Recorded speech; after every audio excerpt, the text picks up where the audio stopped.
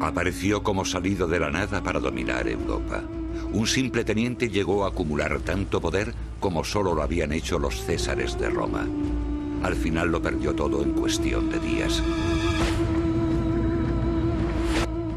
En el exilio no poseía nada más que el recuerdo de lo que se convertiría en leyenda. La leyenda de un emperador y estadista que proyectó una Europa moderna. En realidad, un tirano ávido de poder. El mito del general Napoleón. ¿Fue un genio del campo de batalla? ¿O un belicista que arrasó Europa? ¿Un criminal de guerra?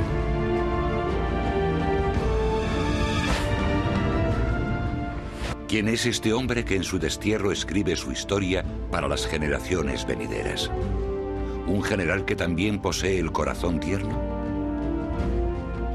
Él considera que sí. O al contrario, un frío conquistador también en el campo de batalla del amor. Un hombre que describió su propia muerte. Gracias a un mechón de cabello de Napoleón, los científicos despejarán el último misterio de ese personaje. ¿Lo asesinaron? Napoleón Bonaparte. Hasta hoy siempre ha sido como una esfinge poseedora de múltiples rostros. ¿Qué hay de verdad y qué de leyenda en esta carrera milenaria?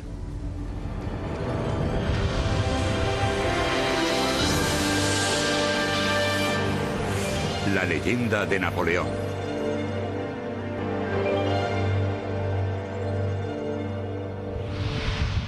Ningún lugar está demasiado lejano. Una frase aplicable al destierro de Napoleón Bonaparte. Primero fue el amo de Europa, después su destructor. Una vez más se prepara para la batalla, pero en vez del sable, ahora se sirve de la pluma. La caída suele empequeñecer al hombre, pero a mí, sin duda, me ha engrandecido. Cada día pasado en esta isla me libera de la imagen de tirano, de asesino, de salvaje. Tuvo un destino singular. Salió de la nada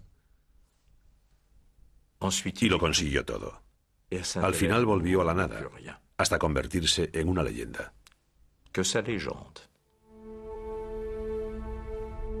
Napoleón luchó al final por ocupar un lugar destacado en la historia. De su fracaso surge un mito inmortal. Ese es su legado. Siguiendo las huellas de la leyenda de Napoleón, visitamos al coleccionista de arte parisino Pierre-Jean Chalencon en su estudio.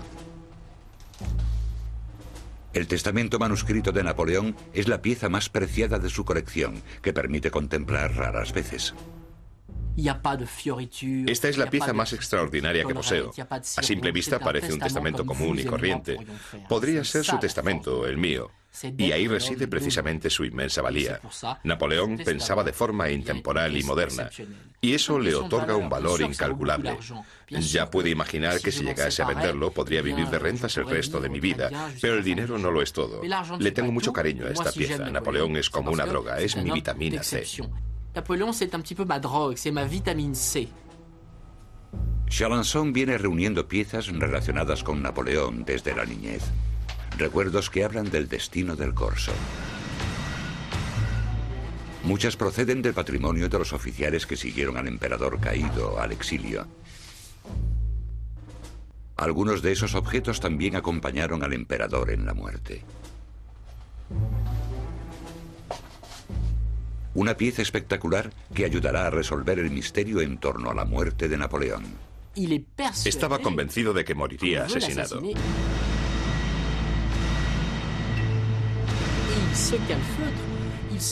Se encerró en sus aposentos privados en Santa Elena.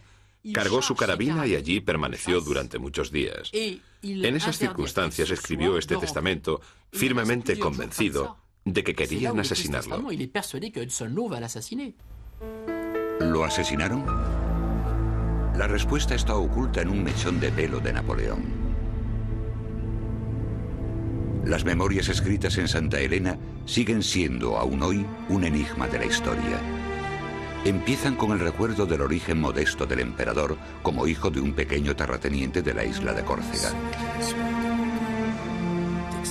Los romanos pronto dejaron de tomarnos como esclavos.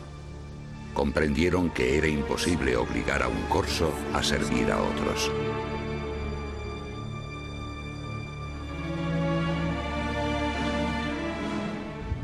Con 9 años de edad, el joven Napoleón Bonaparte abandona la isla donde nació. Su padre lo envía a la Academia Militar de Brienne. Allí se burlan de él debido a su acento corso, pero el chico marginado pronto se hace respetar. Destaca entre los cadetes no solo por sus grandes dotes para las matemáticas. Al joven Bonaparte también le resulta difícil someterse a la disciplina. Sus profesores comentan: corso de nacimiento y de carácter, este muchacho llegará lejos. Fue el inicio de una carrera milenaria.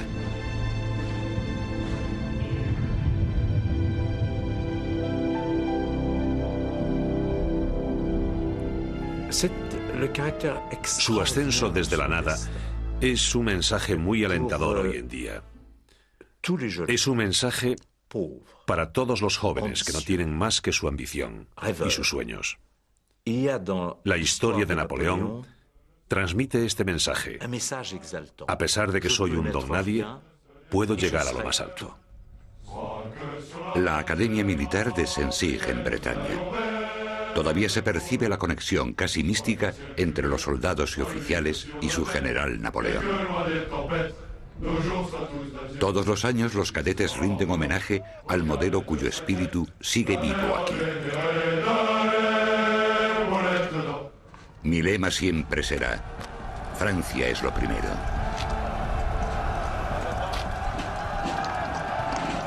Pero, ¿cómo se conduce el joven Napoleón en el campo de batalla en una época en que la guerra era un pasatiempo para la nobleza?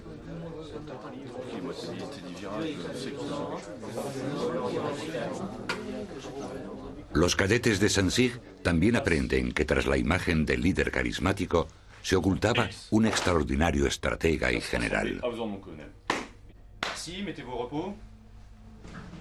Estamos viendo una clase impartida a jóvenes cadetes de la Academia. Hasta la fecha, las primeras campañas de Napoleón siempre han figurado en el plan de estudios. Son ejemplos didácticos aplicables a las campañas actuales.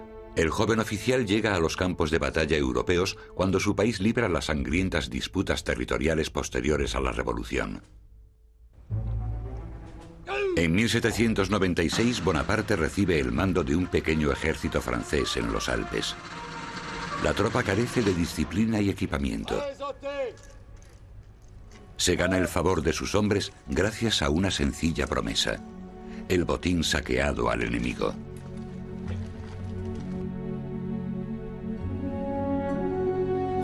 Para los soldados de la arruinada República es un aliciente tentador. Pero los profesores de Saint-Cyr consideran más instructivas la genialidad estratégica y las dotes de improvisación manifestadas por el joven general Napoleón. En su cuartel general instalado en Niza, el nuevo general idea un plan para transformar a los andrajosos soldados en un poderoso ejército, en un ejército de ataque. Los cadetes aprenden cómo desplegar un ejército en una campaña militar en tiempos modernos.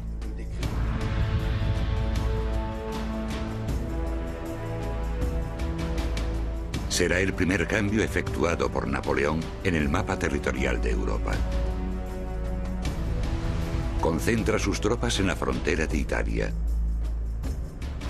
Al otro lado de la frontera aguarda el enemigo, el ejército austríaco y sus aliados.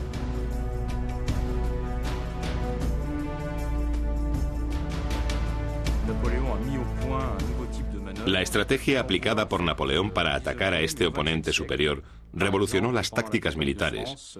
Siguiendo esa estrategia, los alemanes conquistaron Francia con sus tanques en 1940 y los estadounidenses derrotaron al ejército iraquí en la Guerra del Golfo en 1991. Napoleón es un general extraordinario que trascendió a su época. Divide el pesado ejército oponente con increíble velocidad. Allí donde ataca, establece su supremacía. Y ataca constantemente, con todos sus efectivos. Gana 4 batallas en 4 días. Su genialidad como líder militar reside sobre todo en su energía y rapidez. Al llegar al campo de batalla, sabía en cuestión de minutos cuáles eran sus opciones, cómo se comportaría el enemigo en un abrir y cerrar de ojos. Napoleón no solo obtiene la victoria, también le saca provecho. La leyenda de Napoleón nace en las llanuras del norte de Italia. Él mismo contribuye en gran medida a crearla. Ordena que lo retraten, que hablen de él en publicaciones militares y que lo ensalcen en poemas. El mensaje enviado a la nación es: no solo soy un general de éxito, sino un héroe. Es el mayor promotor de su fama. Se retrata a sí mismo como general inteligente y triunfador, que no solo es capaz de dirigir ejércitos, también como un hombre que no ha hecho más que empezar. Todos sus compatriotas se ponen a los pies del héroe de guerra. Todos menos uno: su esposa. El joven general lleva casado 6 años con Josefina de Beauharnais, una relación que él describe en sus cartas como desafortunada. Se aman y también se odian, o eso dice la leyenda, que también inspiró fantasías sobre las dotes de gran amante de Napoleón. Pero en realidad para Josefina, el matrimonio no es más que una alianza de conveniencia. Ella no quiere al hombre, sino su fama. Josefina busca seguridad y riqueza, lo que más le importa en el mundo. Años antes, la noble dama había sufrido los males de la sangrienta época revolucionaria.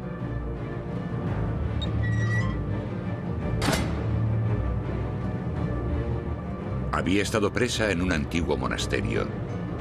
Aquí recibe la noticia de la ejecución de su primer esposo. En la pared de la celda escribió Josefina estas palabras llenas de desesperación: es inútil esperar la libertad y una vida sin preocupaciones. Logra evitar la guillotina de milagro.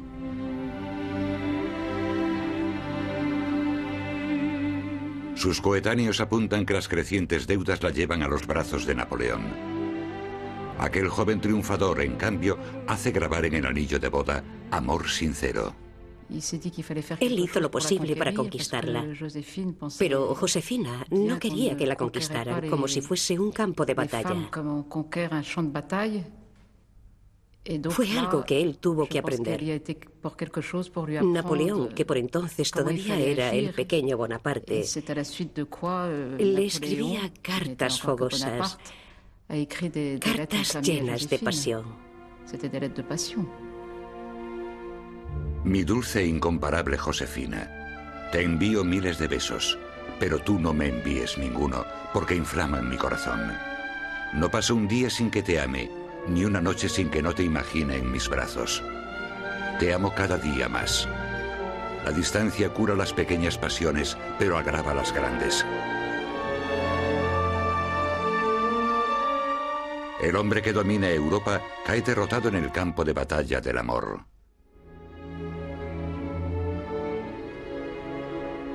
Josefina disfruta de la fama de su esposo, pero su corazón pertenece a otros.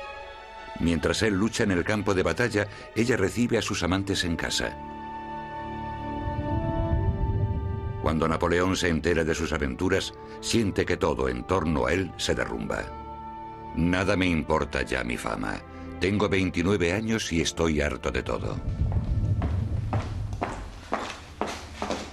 Sigamos el rastro del Napoleón enamorado. En el Archivo Nacional de París se custodian tesoros milenarios, por lo general ocultos a la vista del público. Como excepción, hoy se va a abrir la puerta de la caja de seguridad. Aquí se guardan las cartas íntimas de Napoleón a Josefina. Luis Bonaparte, posteriormente Napoleón III, hizo que se guardase aquí la correspondencia de su tío. Para la psicóloga Roswitha Kleiber son una magnífica fuente, ya que estas cartas sustentan la leyenda de Napoleón como gran galán. Napoleón era extremadamente ambicioso y vivió siempre anhelando algo. Así que creía firmemente en el mito del soberano, del conquistador que siempre debe triunfar. Esta científica es experta en análisis histórico a través de la escritura. Le preguntamos, ¿realmente lo dejaría todo este hombre por el amor de una mujer?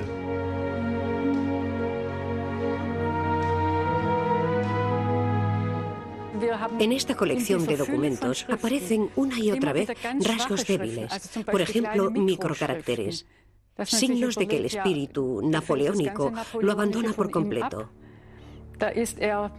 Dejan entrever a un hombre débil, que en realidad está muy necesitado de cariño.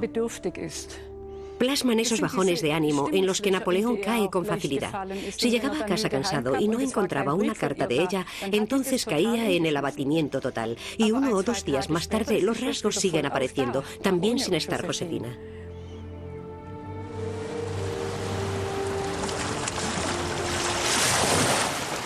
Este hombre, cuyo estado de ánimo condiciona el amor, desea conquistar algo más que el corazón de una mujer. En mí surgió la ambición de lograr algo grande, algo que hasta entonces me había parecido un sueño inalcanzable. De haber gobernado Francia durante 40 años, la habría convertido en el imperio más hermoso que haya existido.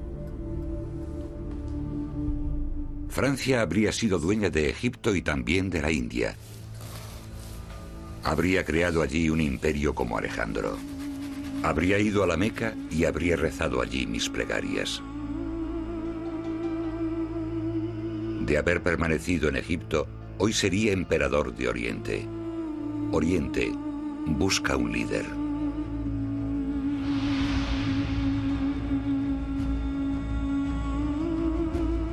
...1798... Napoleón está en Egipto tras los pasos de Alejandro Magno. Napoleón, el salvador de Oriente. Así desea que lo vean todos. De nuevo echó mano de la propaganda. Contaba con un gran número de personas que alababan sus actos. Se propagó la noticia de la batalla al pie de las pirámides. Esa campaña se convirtió en una gran victoria, según la leyenda.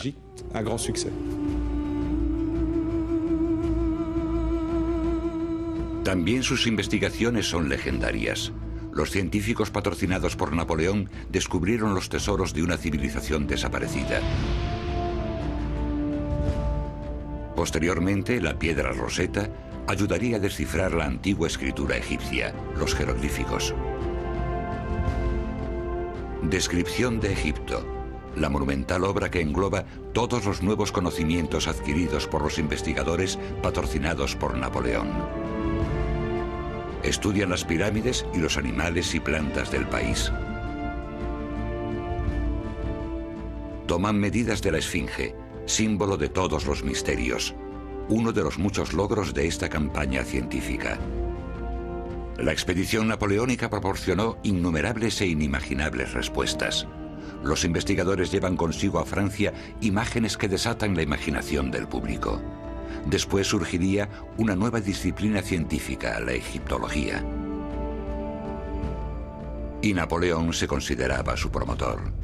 Se veía como fiel seguidor de los pasos de Alejandro Magno. Pero en el aspecto militar, la campaña resulta un fracaso. Los buques de guerra ingleses hunden a la flota francesa en la costa de Alejandría. Pero como todos los grandes líderes militares, también consiguió transformar una derrota en victoria. Napoleón deja en Egipto a su ejército maltrecho. En Francia lo reclaman nuevos asuntos. Yo purifiqué la revolución. Me vi forzado a protegerla con mis brazos fuertes. Yo soy la patria. Posterior justificación de un golpe de Estado sin escrúpulos, con el que el general se autoasciende a hombre de Estado. El golpe solo puede triunfar gracias al apoyo del ejército. Recién llegado de Egipto, Napoleón se sitúa en la cúspide de un triunvirato. El oficial de artillería Corso gobierna Francia igual que un César de la antigua Roma. Su plan de propaganda sigue adelante. Napoleón todavía no ha alcanzado su objetivo.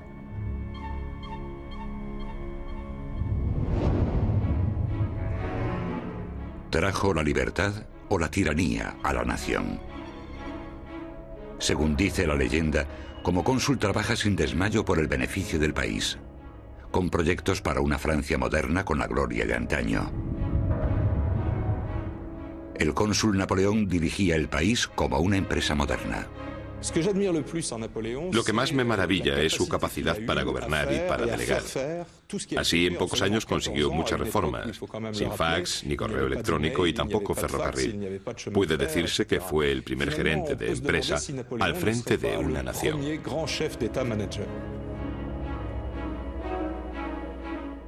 En Malmaison, el palacio de los Bonaparte a las afueras de París, late ahora el pulso de Francia.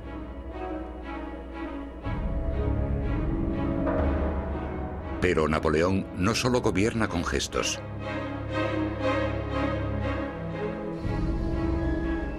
La edición original del Código Civil. Un conjunto de leyes que refleja el proyecto del estadista Napoleón. Una ley igual para todos. Hasta la fecha, 150 millones de personas se han regido por este Código Civil jurídico. Era el jefe de Estado de la República, como dijo él mismo. Había consolidado el país y el ordenamiento jurídico. Y al mismo tiempo, lo destruyó todo, porque antepuso su poder personal a la libertad. En pocos años, el Corso de Malmaison cambia el aspecto de Francia. Se convierte en héroe de todos los europeos amantes de la libertad. Será más adelante cuando conozcan su otro rostro. El hombre que se proclama defensor de la revolución emerge en esos años como político poderoso que carece de escrúpulos. Marzo de 1804. La carta de un confidente revela detalles de una reunión nocturna.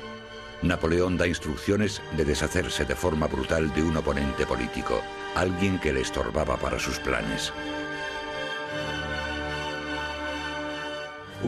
Napoleón quería ser emperador, necesitaba un golpe de efecto público, y ese golpe de efecto lo consiguió atacando a un miembro de la antigua familia real y acusándolo de conspiración contra la República y posteriormente ordenando su muerte. Eso demostró su poder ilimitado y también le proporcionó el apoyo de los republicanos, quienes acabaron por cortarle la cabeza al rey. Napoleón acusa al sobrino del último rey de encabezar una conspiración. No hay pruebas del delito, pero la sentencia contra el duque de Enghien ya está decidida de antemano. Un asesinato político.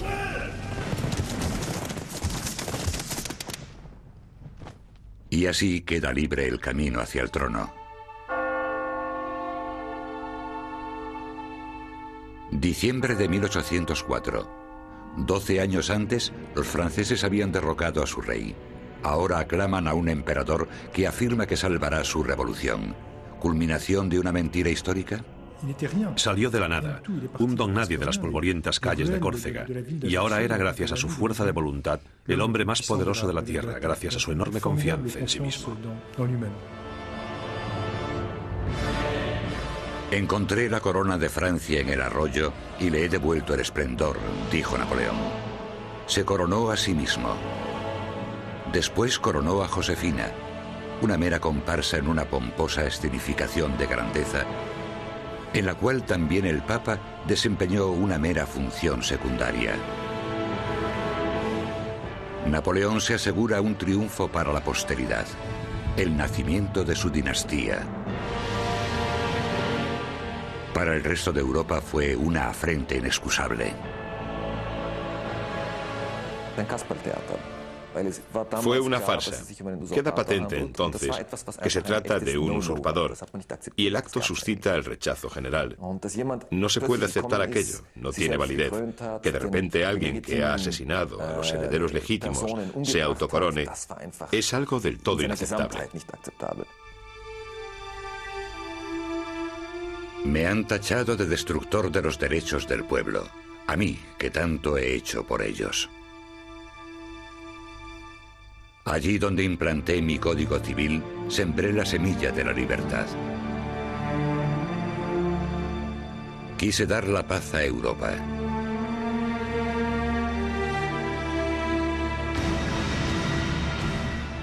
Pero Europa nunca dejó de enfrentarse a mí.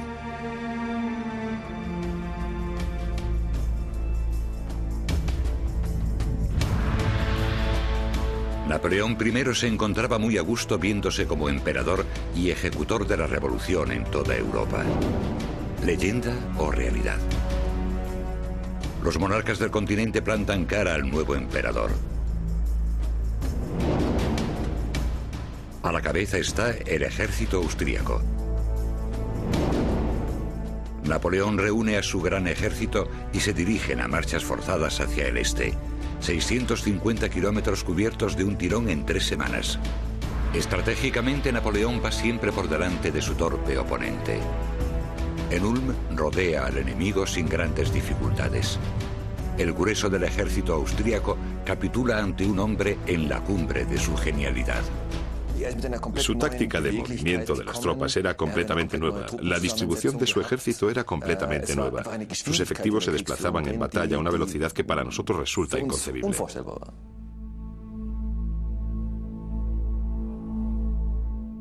Y había creado un ejército dispuesto a obedecerle de forma incondicional. Restos del ejército invasor. Aquí se analizan y restauran los uniformes del gran ejército.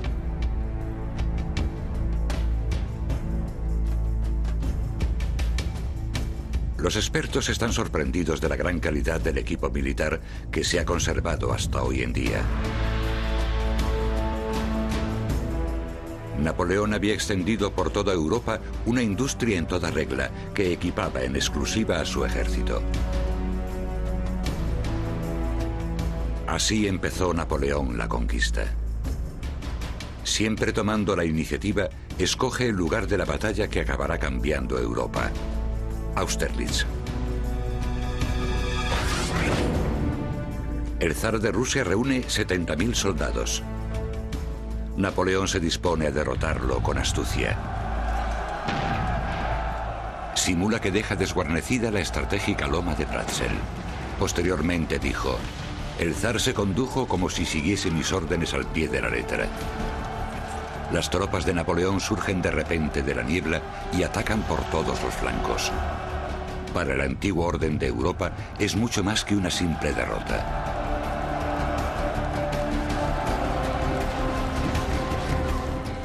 Es el comienzo de una nueva era. Napoleón asciende a la cumbre del poder. En la patria deja constancia de sus victorias grabadas en granito y mármol.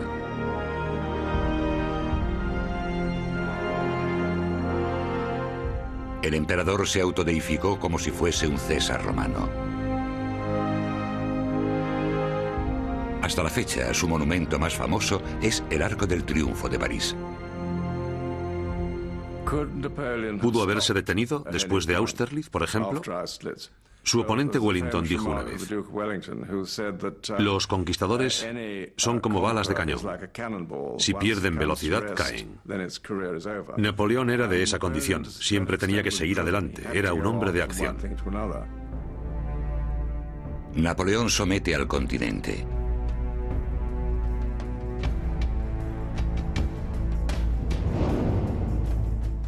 Pasado escasamente un milenio, el Sacro Imperio Romano Germánico deja de existir. Una vez desaparecido, los vasallos alemanes pasan a defender el flanco oriental de Francia, pero la guerra continúa. El ejército de Napoleón conquista Prusia. Napoleón en Berlín. ¿Cuándo llegará la paz? ¿No se detendrá ante ninguna frontera? Debemos pararnos a pensar si su caída no empezaría con los grandes triunfos. No conocía la mesura ni obraba de forma equilibrada. Estaba completamente deslumbrado por su poder absoluto. El emperador gobierna al más puro estilo de los antiguos reyes. Ordena decorar el palacio de Fontainebleau con gran derroche y esplendor.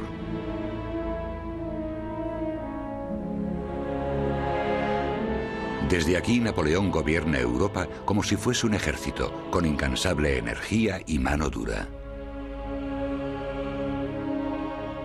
Maneja el continente como si fuese una colonia. Sienta a sus parientes en el trono de los países conquistados. Su código civil rige Europa, lo cual no impide las injusticias. Napoleón unificó el continente, aunque con el tiempo lo puso en su contra. Su régimen autoritario transforma a los amigos en enemigos.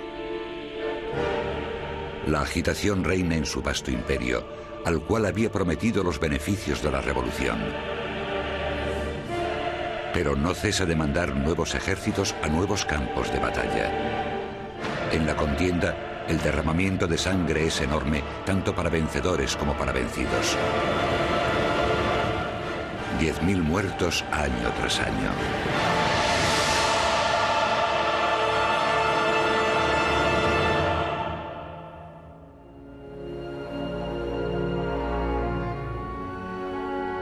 Napoleón, que se había autonombrado padre de sus soldados, contempla impotente cómo toda una generación muere en el campo de batalla. Es lo que dice la leyenda. En realidad, el que iba a traer la libertad y fraternidad se convierte en un cínico alejado de la realidad. Se burla de los heridos en combate. Una noche en París os repondrá. Mientras el continente está en llamas, el emperador se entrega gustoso a los placeres de su posición. Tiene innumerables aventuras amorosas. El Napoleón romántico también ha inspirado a Hollywood. Aquí vemos a Marlon Brando encarnando al conquistador de continentes y corazones. Y aquí a la hermosa Anita Ekberg, encarnación de un mito. Greta Garbo interpretó a la condesa polaca María Walewska, a quien los aristócratas de su país presionan para que conquiste el corazón de Napoleón y así salve a Polonia. You've made me woo you. All week. A week of hours that might have been filled with happiness for us both. You are the only woman whose favor I have ever begged for. I love you, Mary.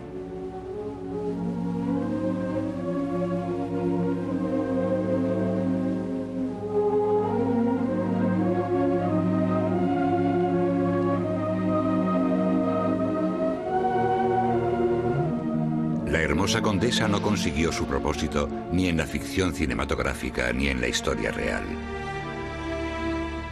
Mi ministro de Exteriores me proporcionó a Madame Walewska. Ella no opuso resistencia. Mi verdadero amor fue el poder. Jamás he amado, no con el corazón, a lo sumo quizás a Josefina. Era la mujer más seductora y fascinante que he conocido, pero no la tuve en mucha estima porque mentía demasiado. El palacio de Malmaison se convierte en lugar de retiro para la humillada emperatriz Josefina.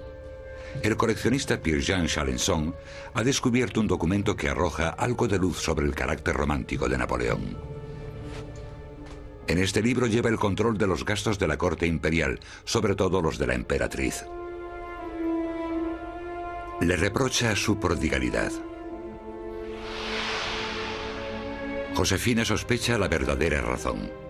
Se siente mayor y dejada de lado. Las cartas de Napoleón empiezan a ser escasas. Como siempre, él se dedica a la guerra y tiene aventuras amorosas. La esposa, que ahora ya no es la mujer que más desea del mundo, le estorba para sus planes. Ojalá muriese la emperatriz, se dice que dijo. Al parecer, Napoleón dijo, he perdido mi estrella. Él deseaba un heredero. Sabía que al separarse de ella, su buena suerte se apagaría, pero deseaba un hijo. Ese fue el motivo del divorcio, pero no fue algo que le hiciese feliz.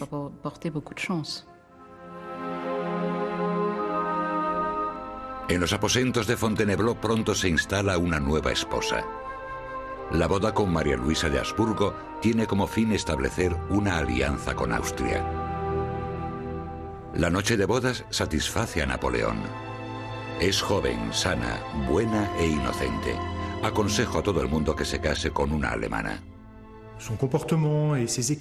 Respecto a su relación con las mujeres, lo que dijo de ellas, lo que escribió sobre ellas, la verdad es que me sorprende.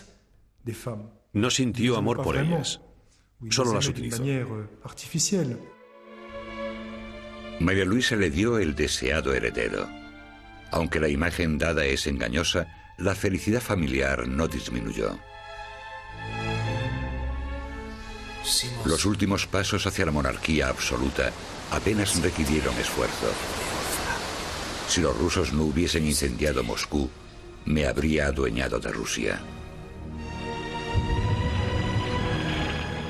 1812. Napoleón avanza contra Rusia. Sin resistencia, el gran ejército entra en Moscú. Pero entonces, la ciudad estalla en una enorme bola de fuego. Napoleón no había contado con semejante defensa. Los moscovitas habían incendiado su propia ciudad. Napoleón parece haber llegado al punto crucial de su carrera.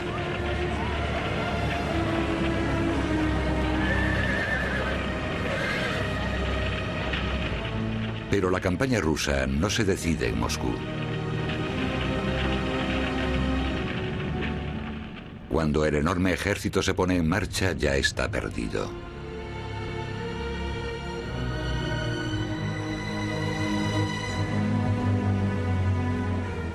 En un cementerio militar de la lituana Vilna encontramos los restos del que hasta entonces era el mayor ejército del mundo. Los vestigios de su derrota. 600.000 soldados debían conquistar Rusia para su emperador Napoleón. Aquí permanecen en sacos los restos de los miles de muertos, víctimas de su fantasía absolutista.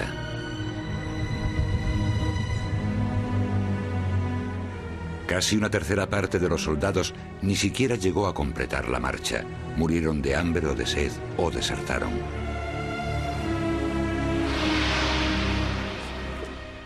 Excavación aficionada en Vilna. Por casualidad, unos albañiles encontraron en el otoño de 2001 huesos humanos enterrados. Una fosa común de soldados franceses que marchaban a través de Lituania. Unos 3.000 cadáveres. Para el antropólogo Rimantas Jankauskas es el descubrimiento de su vida. Sus colaboradores están asombrados de la conservación de los esqueletos.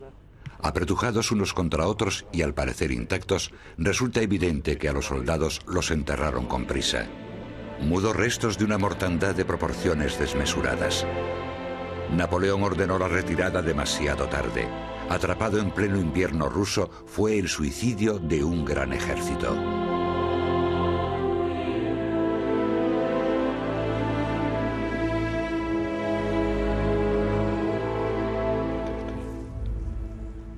Laboratorio de Patología de la Universidad de Vilna. Los investigadores leen en los huesos encontrados la historia de la derrota de los invasores franceses. Las muestras de los esqueletos presentan indicios de malnutrición y también de infecciones. En Vilna murieron 37.000 soldados en menos de 3 días. No murieron en combate, sino de hambre, de frío y de desesperación. Esos hombres libraron una batalla terrible con la muerte.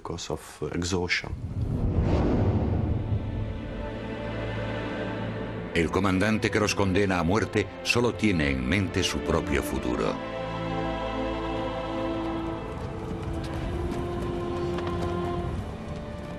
Napoleón, a quien la propaganda sigue mostrando rodeado de soldados alegres, anuncia desde el frente: la salud de su majestad nunca ha sido mejor.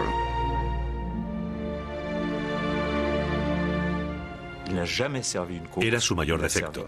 Solo se preocupaba por sí mismo, nada más. Esa es la contrapartida de su genio. Tras el fracaso de la campaña y depuesto como monarca, Napoleón es condenado por primera vez al exilio. Lo destierran a la isla mediterránea de Elba, demasiado cerca de Francia, porque poco después regresa, aprovechando la debilidad de los nuevos gobernantes del país. Una vez más se gana el apoyo del ejército.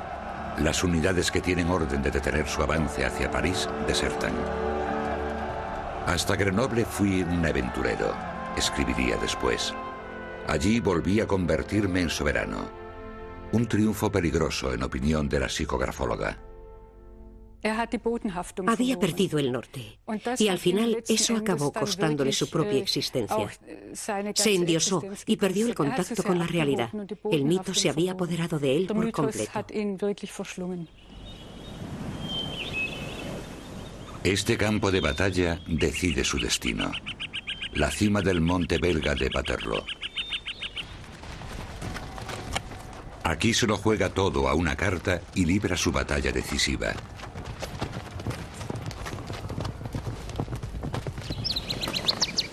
Inglaterra y Prusia le declaran la guerra inmediatamente después de su vuelta.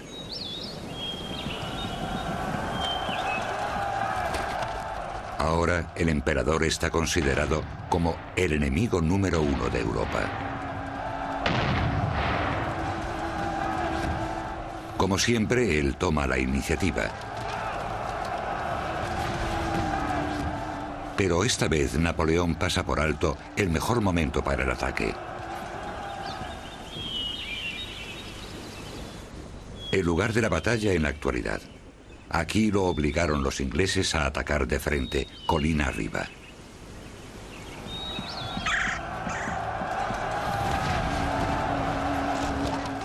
De nuevo lleva al enemigo al borde de la derrota.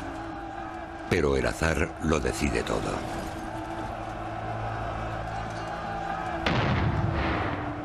El ejército prusiano refuerza a las tropas inglesas en el último momento. Napoleón se vio perdido. Un error fatal.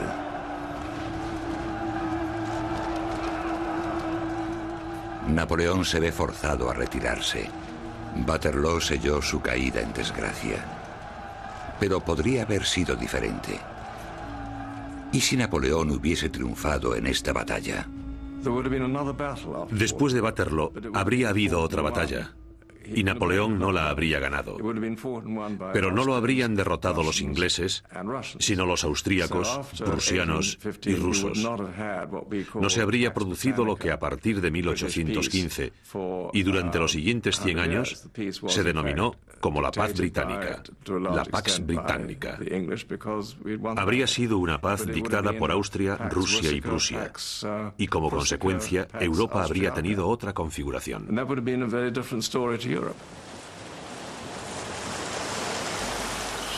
No consigo comprender la derrota en la batalla de Waterloo. Fue un capricho del destino que la perdiese. En sus memorias Napoleón alaba sin cesar sus victorias. Las derrotas lo atormentan hasta el final.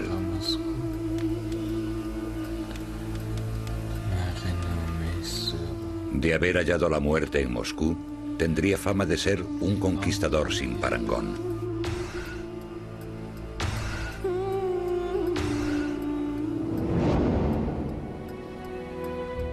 Napoleón Bonaparte muere el 5 de mayo de 1821. El emperador caído ofrece un aspecto lamentable en su lecho de muerte. En los últimos días, pocas veces estuvo consciente. Él, que lo había conquistado todo y lo había perdido todo, al final no era ni una sombra de su propia leyenda. ¿Pero murió en paz con Dios?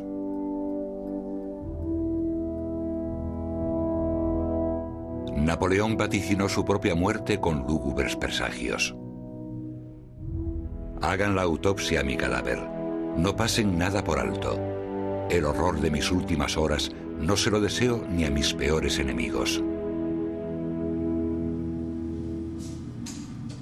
Hasta hoy ha existido polémica sobre el motivo de la muerte de Napoleón. ¿Fue asesinado como predijo el moribundo delirante?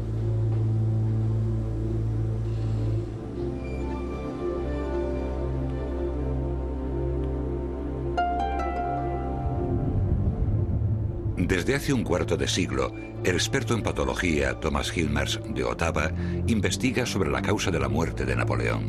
Sabe que hasta la fecha el informe oficial de la autopsia realizada en Santa Elena resulta polémico.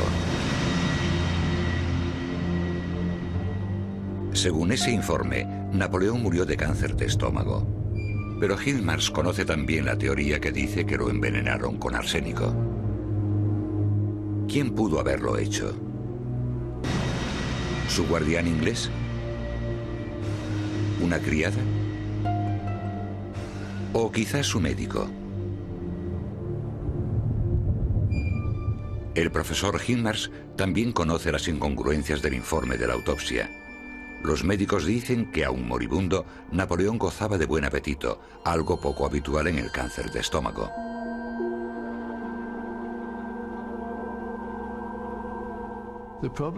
El problema con los análisis realizados hasta ahora es que no fueron comparativos. Es necesario hacer una prueba fiable y definitiva sobre presencia de arsénico en el cabello de Napoleón. En algunas de las muestras se hallaron diferentes cantidades de arsénico, pese a que los cabellos habían sido cortados el mismo día. Necesitamos un análisis comparativo hecho con cabello de Napoleón de la época anterior al exilio. Un caso poco habitual para los investigadores de la Universidad Técnica de Múnich. Con ayuda del coleccionista de arte Pierre-Jean Chalençon, quieren resolver de una vez por todas el misterio en torno a la muerte de Napoleón. Gracias a la ayuda de Chalençon, ahora disponen de 2 muestras de cabello para la prueba. Los investigadores preparan un cabello tomado a Napoleón en el momento de su muerte y una segunda muestra tomada en el año 1814. Mediante esta prueba se podrá comprobar si hubo envenenamiento continuo y prolongado con arsénico. Estamos en el reactor del Instituto Hahn-Meitner. Aquí desvelan sus secretos los cabellos de Napoleón sometidos a radiación radiactiva. El resultado es claro. En el momento de la muerte, los valores indican una concentración inocua de arsénico, mucho menor que en el año 1814, cuando se sabe que Napoleón estaba sano. Aparte del hecho de que las investigaciones científicas no proporcionan respaldo a la teoría del asesinato, tampoco aportan detalle alguno sobre el motivo o el posible autor. El supuesto asesinato es el último gran mito sobre Napoleón. Napoleón Bonaparte. Su legado ha conservado su gran importancia hasta nuestros días. Las memorias de Santa Elena plasman el ascenso y caída de un genio intemporal.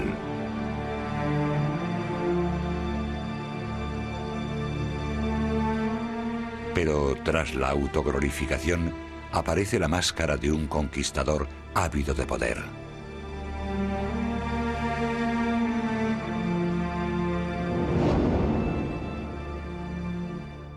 Fue un estadista visionario y defensor del progreso.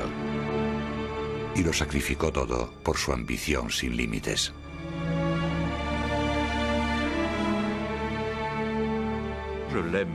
Lo admiro y lo detesto.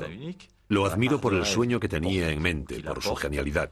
Y lo detesto por el estado en que dejó a Francia y Europa. Odio a los conquistadores que lo sacrifican todo por su ambición, aunque sean genios. Y sobre todo si son genios de tanta envergadura como Napoleón. Un simple teniente que conquistó todo un continente. Estratega y cruel. Sin conmoverse dejó tras de sí millones de muertos. Solo le importó su propio destino. Pero ¿llegó a triunfar al final? Pese a sus éxitos, pese a sus guerras, pese a su derrota final, Napoleón sigue siendo el personaje más estudiado, el más admirado y sobre todo el más amado de la historia. Ese es, en definitiva, el gran triunfo de Napoleón. Después de su muerte, A Napoleón lo trasladan a la Catedral de los Inválidos de París. El mausoleo se convierte en lugar de peregrinación. Se le rinden honores como a un santo y se le convierte en inmortal.